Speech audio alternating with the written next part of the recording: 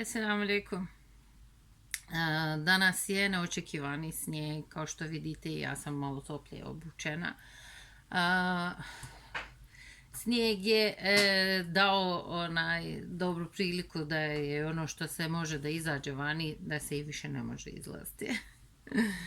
I ja sam odlučila još jedan video da snimim zato za vas, mada sam mislila danas malo pauzu napraviti, pošto se ne osjećam baš najbolje, vjerovatno ova toplo-hladno napravi malo šok na mom tijelu, pa imam potrebu više spavati, više mi glava boli i čujem da je od ljudi većina njih tako.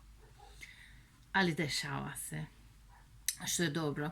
Jedan od tema koji sam ja htjela da pričam je bosanski život i bosanska kafa, što su već postavili pitanje ljudi koji prate nas. Ne znam foleve odakle sam pokupila, ali sam prijašnje video kad sam snimala pa gledala, primijetila sam da radim to, kod da nas ima 10 da snima ovo. Naravno nas ima više od jednog, ali da kažemo nas, mislim malo više kao autogo. Mogu reći, to sam u prvom videu rekla, ako vidite da ljudi glume kad je ovako YouTube video snimaju i tako dalje, to je normalno. Čim vidite kameru i da snimate za sebe, eventualno koji vas neko neznatno snima, tad nemate taj problem. Većinom toga, kako se ljudi glume, zavisi je pitanje da dobro glume ili loše glume. Tako da, ja sam mislila da razgovaramo o bosanskoj kafi, odnosno turskoj kafi, odnosno na nekim mjestima, recimo u Makedoniju, Srbiju sam ja tražila kuvanu kafu. Hajmo reći ovako. Ja sam, kako se zove, čitav život kad sam živjela u Turskoj i nisam pila kafu, zato što nije bilo tad, prije koja godina, prije jedno 20 godina. Nije bilo najpopularnije piće. Bilo je interesantno Nescafe pit neko vrijeme, ali Nescafe mi nije bilo najomiljenija kafa nikad, ni sad. Tako da nije bilo kafa, hajmo reći turska, to bi se rekli, ali mora se reći ovako turska, zato što je turska kafa na različitim mjestima, na različiti značenje imaju. Uglavnom kad sam došla u Bosnu upoznala sam ja sa pravom turskom kafom, prije nisam pila, prije nisam htjela, ali ovdje u svakoj sofri, u svakom sastanku smo pili kafu i onda se na svaku ponudu možeš prvi put, drugi put odbiti, treći put ne možeš više odbijati, mada imam prijateljice koji su Bosanke i ne piju kafu, njih nemam puno, ako mogu brojati sa jednim rukom, tako da ima toga. Ali kao odrasla osoba u srednjim godinama koji je prilično pije kafu, kada ja razmišljam sad koja mi je najbolja kafa, koja mi najbolje leži, hajmo reći bez kojeg ne mogu da nastavim dalje, je bosanska kafa, 100%. Zato što drugačije se napravi, koliko sam ja mogla da razumijem. Tursku kafu isto volim, pijem i volim da je imam uvijek negdje.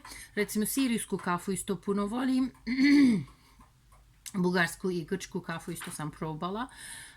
Obje su prelijepe, ali ne za svaki današnji pit. Zato što turska kafa recimo puno duže se peče, koliko sam ja mogla da primijetim. Čak sam imala priliku da kupim te kako su partikule, da ja sama pečem. Kad ja pečem na nekom srednjem nivou, a Jamar imao, moj muž imao običaj da je sa ovom degirmenom, kako se zove ovo gdje se milinom, malim milinom mlio, i to je bilo fascinantno, ali je to ništa približno turskoj kafi, tako da mislim da je u pitanju je dugo vrijeme pečenje. I recimo sa sirijskom kafom, kad smo se upoznali, sirijski, samo što je Ima dva vrsta kafa koju sam ja upoznala makar. Ima jedna saudijska koji ne liči na kafu, koji je malo više kao miks začina sa onom, kako se zove, sa onom začnom u njoj, helj, ja mislim da se zovu, ali mi smo imali taj začin isto u kafi, znači samljevana zajedno, to smo i prvi put probali u Gaziantepu. U Gaziantepu kad smo bili i slučajno smo uletili neku prodavnicu gdje se prodaje kafa i čovjek je rekao na engleskom jeziku da on nije iz tog mjesta, da ne zna dobro ne zna dobro turski, da je iz Sirije, da je oni prave tu kafu i mi smo kupili malo i onda kad smo došli kući i popili, kad smo i kod njega je pili, bilo nam je lijepo, ali kad smo došli kući i popili jednom, dva puta, onda smo mi rekli da smo pogriješili, da smo trebali puno više kupiti od te kafe, to nam je nešto posebno.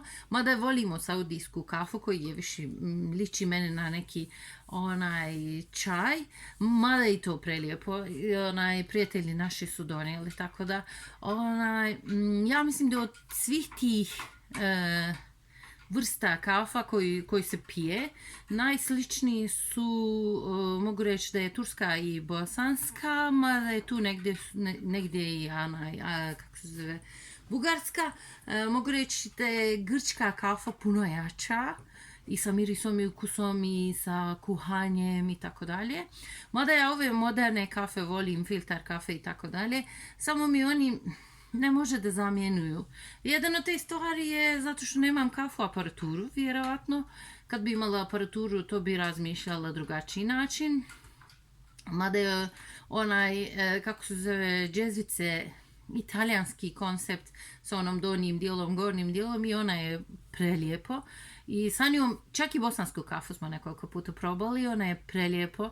I pokušat ću ja kako se zove, jedan poseban video napraviti kako bosansku kafu skuhati i razlike, pošto kad sam ja trebala da se udam od mog muža da iđa sa svojom sestrom, koja je moja svekrva, dolazili su zajedno kod nas i kad su kod nas dolazili, naravno moji roditelji odmah su se angažovali da naprave kafu.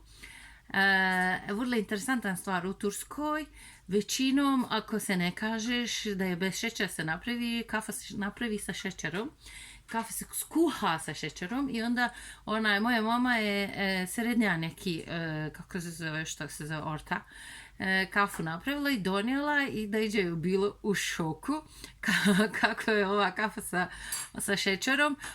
On je to nazivao tad sa srpskom kafom i to je neka mala nijansa, ali ostalo vrlo su slični, vrlo su sličnog ukusa.